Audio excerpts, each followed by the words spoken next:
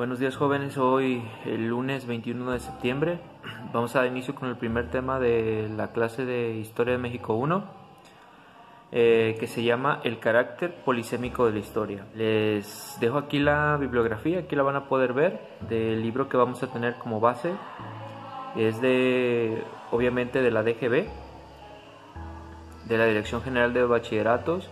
No es necesario que la compren, yo aquí les voy a dar toda la información, las lecturas necesarias, ¿ok? Primeramente, vamos a iniciar, antes de entrar de lleno al tema del carácter polisémico de la historia, vamos a iniciar respondiendo una pregunta muy importante en relación a la clase. Ustedes desde la primaria, la secundaria, ahorita el bachillerato, han tenido la asignatura de historia, pero yo no sé si ustedes ya se han preguntado, o algunos maestros ya les han preguntado, qué es la historia y para qué sirve y por qué tienen que estudiar la historia. Vamos a tomar este tema para iniciar nuestro curso de Historia de México 1, porque es importante que sepan para qué van a estar tomando esta asignatura, por qué las autoridades educativas siempre anexan en los programas educativos la asignatura de historia.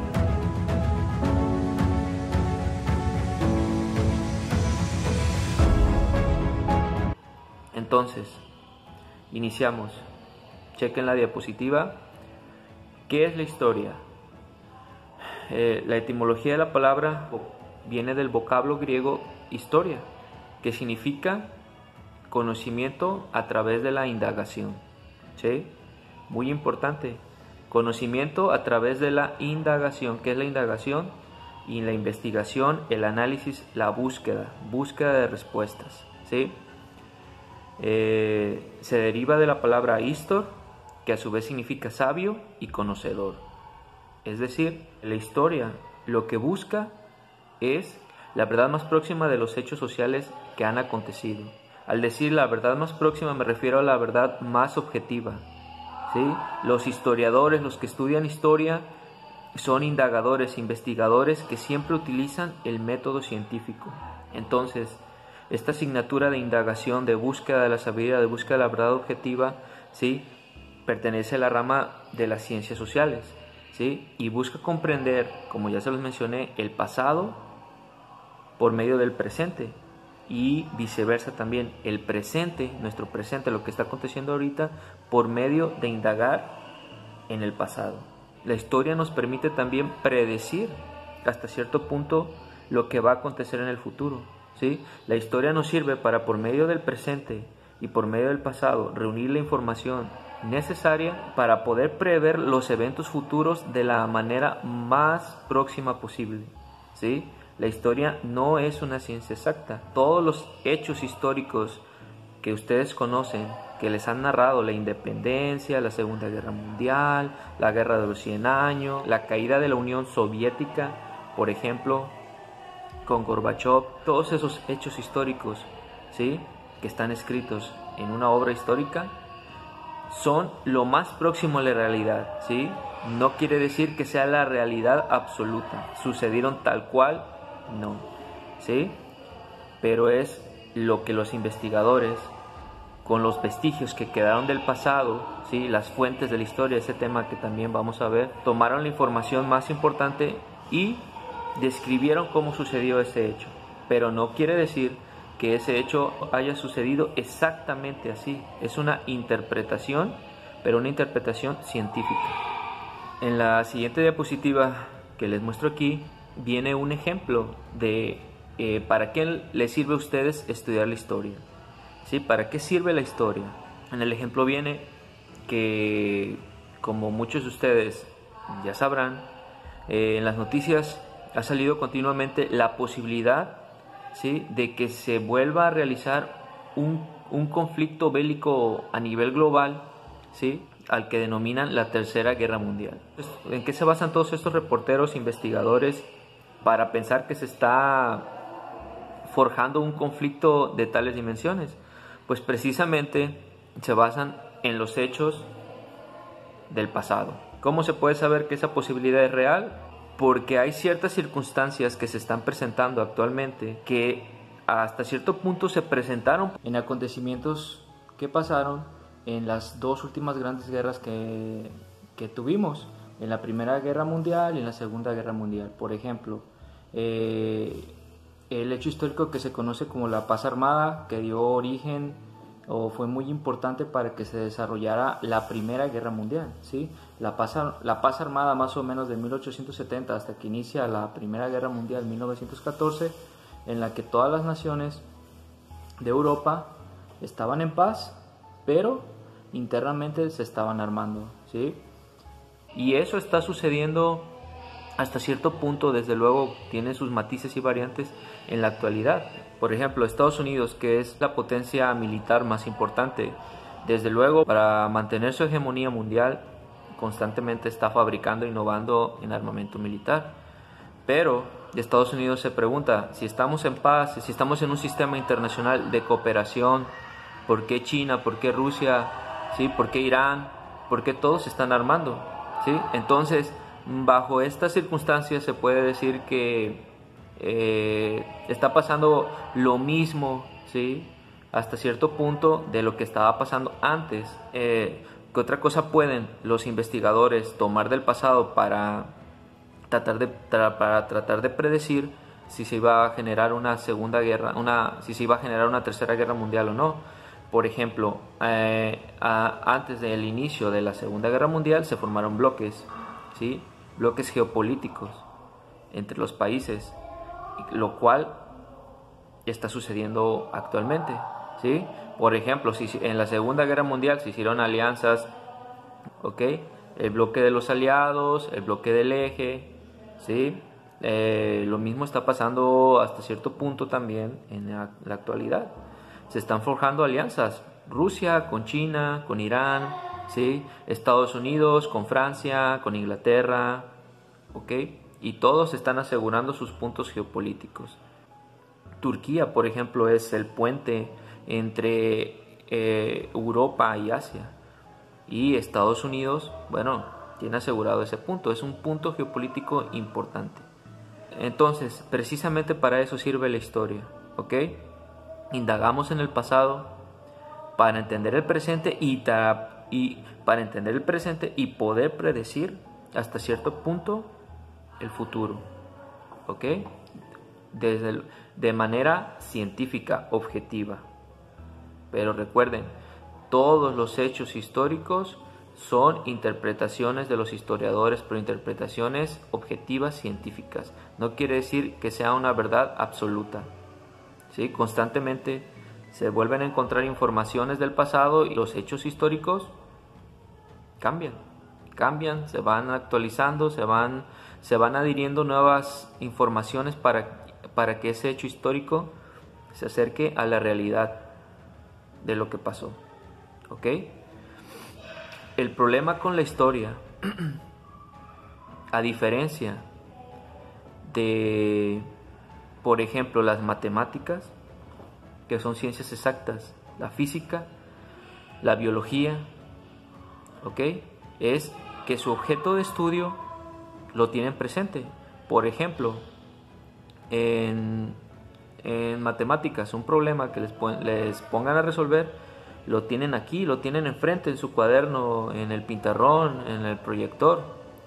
Si se equivocan, pues borran y vuelven a hacer. Pero en la historia, su objeto de estudio ya no existe, ¿sí? Si van a investigar sobre la vida de Hidalgo, si van a investigar sobre el movimiento de independencia, por ejemplo, lo que pensó Hidalgo cuando la corregidora mandó unos mensajeros para que les avisaran, la conjura, la conspiración ha sido descubierta, ¿sí? Se encontraba con Aldama y con Allende en su casa. ¿Qué fue lo que dijo Hidalgo? ¿Cómo vamos a saber? ¿Sí? ¿Cómo lo vamos a saber si ese objeto de estudio no lo tenemos aquí? Por eso la historia no es una ciencia exacta, ¿sí? ¿Qué pasó cuando todos estaban ahí? Llegó el mensaje, Aldama, Allende, que eran militares, se asustaron, querían huir. Fue cuando Hidalgo se transfigura y se convierte en el líder del movimiento. No vamos a huir, ¿sí? Vamos a iniciar el movimiento. Entonces, ¿cómo es que los historiadores saben eso? Pues por las fuentes de la historia, que es un tema que vamos a repasar aquí, ¿sí? Quedan vestigios de esos hechos históricos y los historiadores juntan las partes de manera científica y arman lo que sucedió, arman ese hecho histórico. ¿Ok? Continuamos.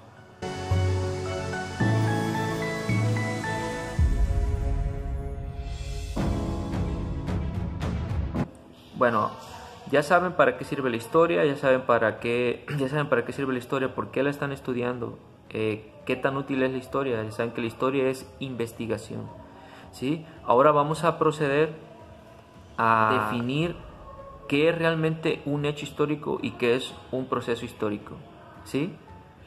Todo lo que realizan los seres humanos, que lo están realizando en el presente, se va a convertir en historia. Todo es historia, pero no cualquier fenómeno es un hecho histórico y no cualquier fenómeno es un proceso histórico. Eso es lo que quiero que entiendan. Muy bien, les pongo aquí en la diapositiva, dice: ¿qué es un hecho histórico? Es una interpretación realizada por los especialistas en historia acerca de un evento particular protagonizado por seres humanos y ocurrido en un lugar y tiempo determinado. ¿Sí? Entonces, como les venía diciendo, los hechos históricos son construcciones mentales, interpretaciones de los historiadores, pero interpretaciones científicas. ¿Ok? Pero no toda historia es un hecho histórico. ¿Qué condiciones debe tener un fenómeno para ser considerado un hecho histórico? Primero, tiene que tener un impacto sobre una comunidad entera. ¿Sí? ¿Qué quiere decir esto? Este fenómeno debe haber afectado a una parte importante de la sociedad. ¿Ok? Debe estar lo suficientemente alejado del presente para poder observar su impacto. ¿Sí? ¿Cómo vamos a saber si impactó a cierta región de la sociedad ese hecho histórico? Pues primero tiene que pasar cierto tiempo para poder analizar los efectos que tuvo sobre esa sociedad, para ver si los efectos sí fueron importantes o si realmente fueron solamente efectos coyunturales o no los afectó en nada. ¿Ok? Y número 3, debe formar parte de un proceso histórico. Aquí viene la otra definición, que es proceso histórico. El proceso histórico sencillamente es un conjunto de hechos históricos. Por ejemplo, hemos visto el tema de la independencia, de la revolución, el tema de la Edad Media. Todos esos son procesos históricos, ¿sí? ¿Por qué? Porque están enlazados en un conjunto de hechos históricos encadenados, ¿sí? Un hecho histórico siempre está encadenado, siempre tiene una continuidad y tiene una causalidad, que esos son aspectos que también vamos a revisar en esta clase, ¿sí? Un hecho histórico debe ser efecto de un suceso anterior y causa de uno posterior, ¿sí? Y un proceso histórico es un conjunto de hechos históricos. Por ejemplo, en la independencia, el nombre correcto es el proceso histórico de la independencia de México, porque encadenó un conjunto de hechos, ¿sí?, que originaron la independencia de nuestro país. La Segunda Guerra Mundial, la Primera Guerra Mundial es el proceso histórico de la Segunda Guerra Mundial. Continuamos, vamos a ver ejemplos en la diapositiva. Para ser considerado un hecho histórico debe, como dijimos, tener impacto en una comunidad entera. Por ejemplo, el triunfo de Andrés Manuel López Obrador en 2018, ¿ustedes consideran que tuvo un impacto sobre una comunidad entera? Desde luego que sí. Entonces, ese ya es un hecho histórico, ¿sí? Ya estamos en 2020 y estamos viendo cómo está impactando todas las decisiones que toma el presidente, desde luego, a toda la sociedad, a todo el país. ¿Ok? Los alumnos del ICENCO entran al ciclo escolar 2018-2019. ¿Será un hecho histórico? No, porque no impacta a una comunidad entera. Sí, puede impactar a lo mejor a su familia, puede impactar a nosotros los maestros, pero no es lo suficientemente grande el impacto, ¿sí?, para ser considerado hecho histórico. Sí es historia, recuerden, sí es historia, pero no es un hecho histórico. ¿Ok? Número 2. Estar suficientemente alejado del presente para observar su impacto. Después de 6 meses vemos lo que ha hecho el presidente, por ejemplo, las becas que les están dando a todos ustedes estudiantes. También aumentó históricamente el salario mínimo, y está presentando una política firme, ¿sí?, con Estados Unidos. Ok, después de 6 meses ya podemos observar esos efectos, esos impactos, esos efectos en la sociedad. Alumnos que ya hayan terminado el semestre B en el 2019, impactó a la comunidad, o sea, ya ha pasado cierto tiempo, ya pasó alrededor de un año. Se puede observar los efectos, pero realmente qué efectos tuvo, pues no es un impacto muy grande a la comunidad. Es historia, pero no es un hecho histórico. Y el punto número 3, debe formar parte de un proceso histórico. Desde luego, la elección de Andrés Manuel López Obrador como presidente forma parte de un proceso histórico al que podemos denominar la evolución del sistema político mexicano. ¿Sí? Cada presidente que hemos tenido aporta ciertos cambios, ciertos movimientos a nuestro sistema político que afectan directamente a la sociedad. Entonces, la elección de López Obrador sí es un hecho histórico. Ahora, ¿los alumnos que estudiaron en el ICENCO forman parte de algún proceso histórico? Bueno, como tal, sí hay un proceso histórico, pero se debe revisar el impacto que ha tenido en la sociedad. Por ejemplo, sí puede haber un proceso histórico que se denomine alumnos del ICENCO que han logrado impactar o beneficiar a la sociedad. Entonces ahí sí puede haber un proceso histórico en el que entraría personalidades, como por ejemplo nuestro exgobernador Gustavo Vázquez Montes. Entonces, desde ese punto de vista, sí puede haber un cierto proceso histórico de personalidades que han impactado, estudiantes que han impactado a la sociedad de Colima, por ejemplo. ¿Ok? Desde luego que es un proceso histórico local, ¿sí? No se va a comparar con el de la evolución del sistema político mexicano a nivel nacional. ¿Ok? Continuamos. Ok, en la siguiente diapositiva, aquí viene más claro un ejemplo de lo que es un proceso histórico. Ya repito, proceso histórico, conjunto de hechos históricos entrelazados, ¿sí? Que uno origina al otro consecutivamente.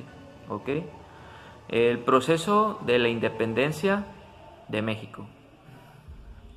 ¿Cuáles hechos históricos tenemos dentro del proceso de la independencia de México? Pues tenemos, por ejemplo, las ideas ilustradas, la Revolución Francesa, la independencia de Estados Unidos, la invasión napoleónica, muy importante, la insurrección de Miguel Hidalgo, la Revolución Liberal en España en 1820, cuando se instauró la Constitución de Cádiz de nuevo. Fue muy importante para que se diera la independencia en nuestro país. La designación de Iturbide por la Iglesia, la unión entre el ejército y la Iglesia en 1821-1820 para culminar con la independencia. Incluso podemos analizar por separado cada hecho histórico. Podemos analizar la invasión napoleónica, podemos analizar la Revolución Francesa, la independencia de Estados Unidos, 1776. Pero para entender el proceso de la independencia de México, necesitamos analizarlos en conjunto, relacionados entre sí. Si no, no vamos a entender cómo se dio el proceso de la independencia de México. ¿Estamos? Entonces, esas son las diferencias entre hecho histórico y proceso histórico. Todo es historia, pero no cualquier fenómeno es un hecho histórico. Y el proceso histórico es un conjunto de hechos históricos que no se puede entender sin interrelacionar todos los hechos históricos entre sí. Incluso, como les mencionaba, hay procesos históricos locales, como por ejemplo puede ser un proceso histórico de las personalidades que influyeron en el estado de Colima, estudiantes de ICENCO. Ese es un proceso histórico muy local. El proceso de la independencia es un proceso histórico a nivel nacional, pero también existen procesos históricos a nivel internacional. En esta diapositiva les muestro un ejemplo muy claro. Sabemos que se dio nuestra independencia de México, se surgió en 1821, pero si ampliamos el panorama podemos encontrar que hay un proceso histórico global, internacional, ¿sí? La independencia de las colonias de España, así como nos independizamos nosotros, el resto de las colonias españolas, aunque Nueva España era la más grande, el resto también logró su independencia, ¿sí? Y prácticamente en el mismo tiempo. Es un proceso histórico que se tiene que analizar todos los hechos históricos que surgieron ahí e interrelacionarlos para saber qué pasó. Por ejemplo, México logró su independencia en 1821, ¿sí? La Plata, Argentina, lo hizo en 1816, Chile en 1818, Perú 1824, ¿ok? Venezuela también 1821, Ecuador 1821, ¿ok? Bolivia 1825. Entonces, este es un proceso histórico a nivel internacional, ¿sí? Para que se amplíe su visión de lo que es un proceso histórico. Puede haber procesos locales, puede haber procesos nacionales como nuestra independencia, la revolución, ¿sí? Pero también hay veces que suceden procesos internacionales. Ahora sí, pasaremos de lleno a nuestro tema específico, que es el carácter polisémico de la historia.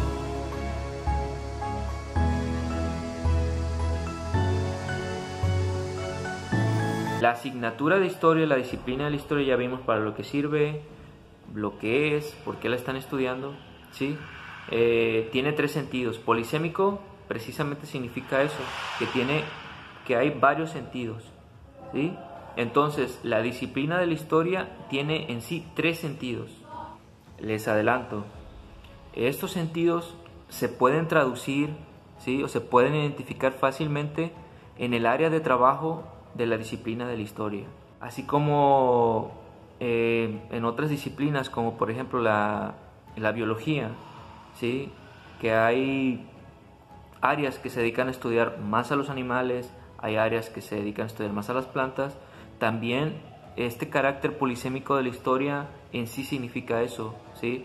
Que la disciplina de la historia tiene tres sentidos, tres áreas de investigación, de trabajo, ¿ok? Y esas son las que vamos a repasar. El primer sentido de la historia, el primer área de la historia se llama historia-acontecimiento, ¿sí? La número 2 se llama la teoría de la historia. Y la número 3 se llama historiografía. Esos son los tres sentidos principales que tiene la historia. Vamos a repasar cada uno. En la diapositiva pueden observar el primer sentido de la historia, que es historia-acontecimiento. Dice, es la vertiente de la disciplina de la historia que estudia el movimiento de los seres humanos y las sociedades a través del tiempo, expresado, fíjense bien, expresado en una serie de acontecimientos, datos y fechas interrelacionados. Ok. ¿Cuál es el área o quiénes se dedican a trabajar o a estudiar en esta área de la historia? Pues precisamente, por ejemplo, los maestros, ¿sí? Un ejemplo claro de historia-acontecimiento es su libro de historia. Es contar la historia en forma de relato como un cuento con datos y fechas interrelacionados, ¿sí? Es el estudio de la historia en general. Y casi siempre este tipo de historia es la que se da en las escuelas. Es la historia que vamos a revisar nosotros en este semestre y en el que viene con Historia de México 2, ¿sí? Simplemente conocer los eventos, las fechas y causas más importantes, ¿sí? De la historia de nuestro país. Es historia-acontecimiento. Es algo un poco más superficial y es lo que ustedes han aprendido desde la primaria, secundaria, ahora en bachillerato, ¿ok? Ahora, esto es muy importante, su objeto de estudio, ¿sí? Eso tomen nota porque es muy importante, puede venir en el examen. ¿Cuál es el objeto de estudio? ¿O qué es lo que vamos a estudiar nosotros en Historia de México 1? ¿Cuál será el objeto de estudio? El objeto de estudio, lo que vamos a estar estudiando va a ser las sociedades, ¿sí? La sociedad y su evolución, ¿ok? No vamos a estar estudiando ni lo que hicieron los animales aquí en México, ni lo que hicieron las plantas, ni lo que hicieron las rocas, ni lo que pasó en en el área geográfica aquí en México, las montañas, no. Vamos a estudiar la evolución de nuestra sociedad, nuestra estructura social mexicana, ¿sí? Dentro de un espacio y tiempo determinado, ¿ok? Todo lo que pasó desde que surgió nuestro país hasta la actualidad. ¿Quiénes son los encargados de mover los hilos para que una sociedad evolucione? ¿Los animales? ¿Las plantas? No, los seres humanos, el hombre, la mujer. Entonces, el objeto de estudio de la historia, acontecimiento, que es en forma de relato, fechas y datos, es el hombre y la evolución de las sociedades. Ese es el objeto de estudio. Número 2. La segunda vertiente, que es, dijimos, la teoría de la historia, que también, como ven en la diapositiva, se puede llamar historiología o historia como ciencia. Como le quieran llamar, es lo mismo, ¿sí? Dice la diapositiva, es la vertiente de la disciplina de la historia que tiene como propósito reflexionar y analizar con el método científico a través de fuentes o vestigios los hechos históricos, enfocándose en encontrar sus causas y consecuencias lógicas u objetivas, así como su importancia dentro de un proceso histórico específico, ¿sí? Es decir, es el método que utiliza la interpretación de los hechos históricos. Creo que no está difícil de entender. La teoría de la historia sencillamente es la vertiente o el área de la historia precisamente en la que trabajan los historiadores, los investigadores, ¿sí? Son los que se dedican a establecer los hechos históricos, la historia, ¿sí? A buscar la historia, a indagar, investigar, analizar con el método científico, ¿sí? Entonces, la teoría de la historia, historia como ciencia, es el área donde se encuentran los investigadores, los que hacen la historia, ¿ok? Es la parte de la historia de donde surge realmente la historia. Y desde luego es la parte de la historia donde se gana más dinero. Si a ustedes les gusta las ciencias sociales, ¿ok? Siendo investigador es donde se gana más dinero, porque sale la información de primera mano. Donde los investigadores, al publicar un libro, a publicar una investigación, es donde pueden sacar más dinero, ¿ok? Es muy importante también que conozcan eso. ¿Cuál será el objeto de estudio de la historia como ciencia, teoría de la historia?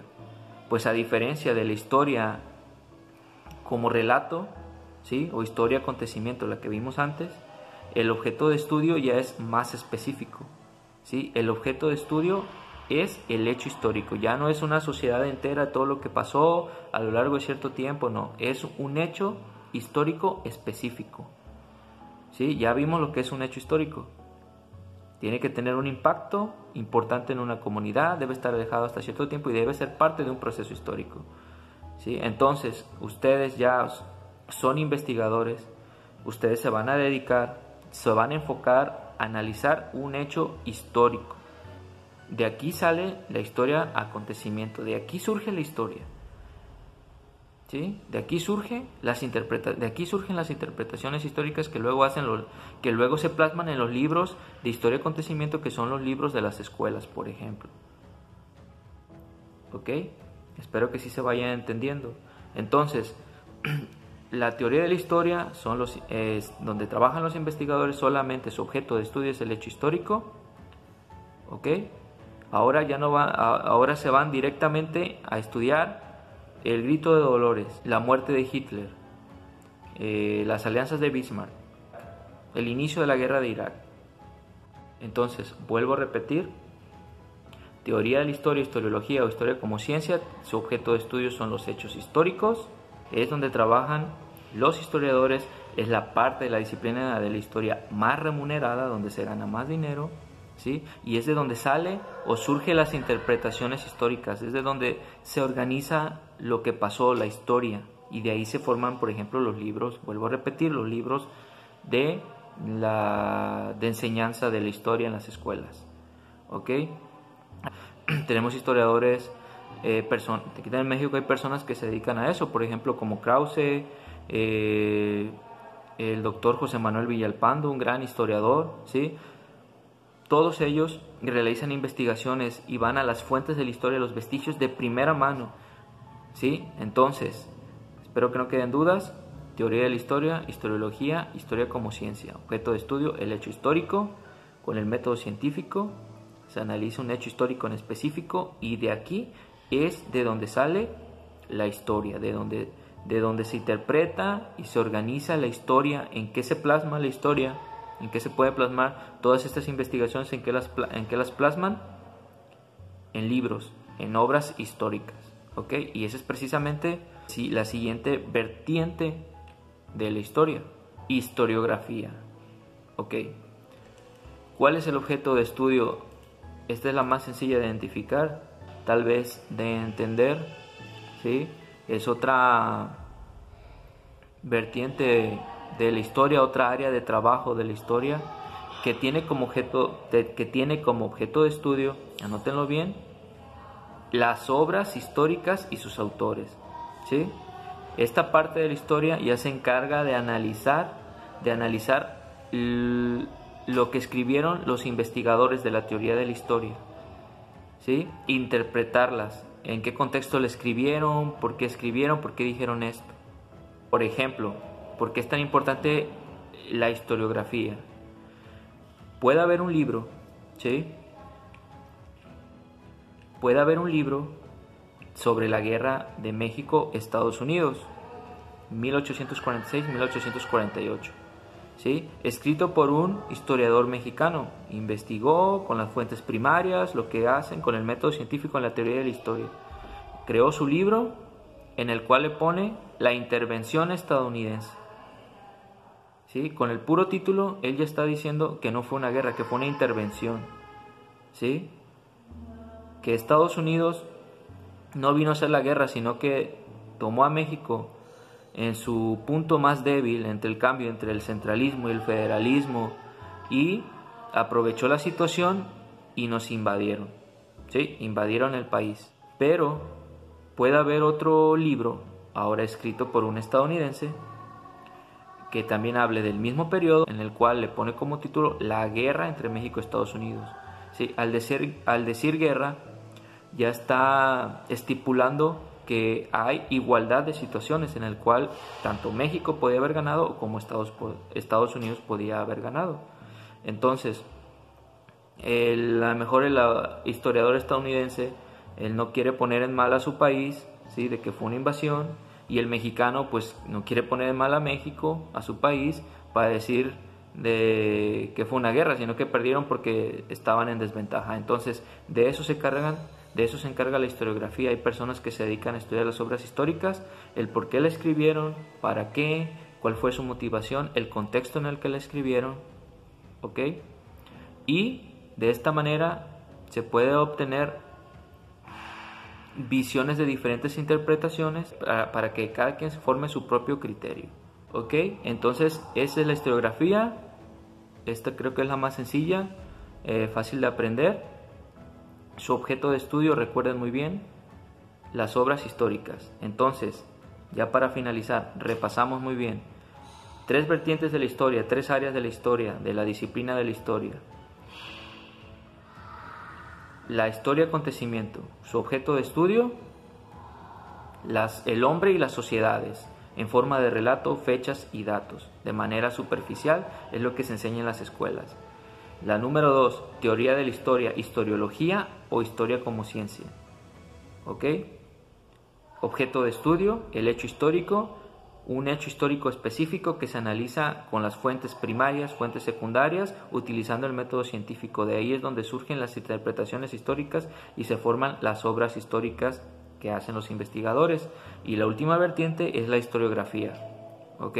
Que se encarga de analizar el por qué se escribieron esas obras históricas, ¿sí? En qué contexto se escribieron y los autores qué es lo que pretendían dar a entender con esa obra histórica.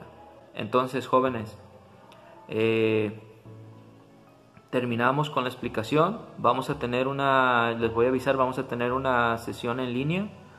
Les voy a avisar por Classroom cuando le toca a cada grupo, para que si quedó alguna duda, pues lo podamos platicar ya en vivo.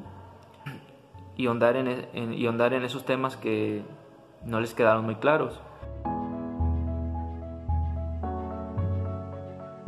Ya aquí está el video explicativo, ahora les voy a decir lo que tienen que hacer. Ya no lo voy a poner en los demás videos, porque va a ser el mismo proceso que vamos a estar repitiendo cada semana, ¿ok? Ya vieron el video, les repito, vamos a tener una sesión virtual antes de que termine la semana, yo les voy a avisar. Ahora lo que tienen que hacer es irse aquí al apartado de trabajo de clase, tema número 1, carácter polisémico de la historia. Ahí dice material de trabajo. Vienen 3 archivos. Viene el Word, el material de trabajo en Word y en PDF. ¿Ok? Y vienen también las diapositivas completas, y a lo mejor les pueden venir algunas lecturas. Entonces bajan los 3. ¿Por qué viene el trabajo en Word y PDF?